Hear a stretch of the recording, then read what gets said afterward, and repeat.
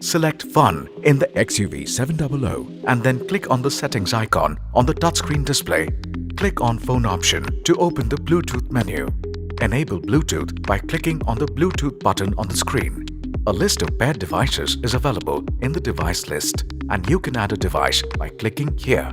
In case the list is full, click here on one of the paired devices in the list to remove it. Bluetooth discoverability is on for 90 seconds.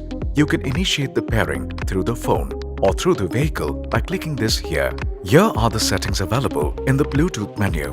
Ringtone. Choose different ringtones for incoming calls by using this option.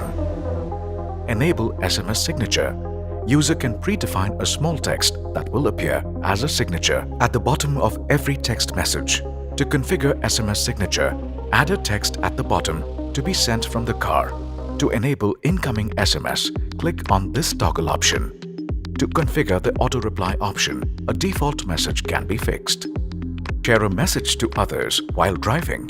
The SMS readout option is there when the vehicle is connected with the Alexa device. To select Android Auto or Apple CarPlay, pull down the Quick Access drawer. You can click on Android Auto or CarPlay option. Select the Fun in XUV700 section.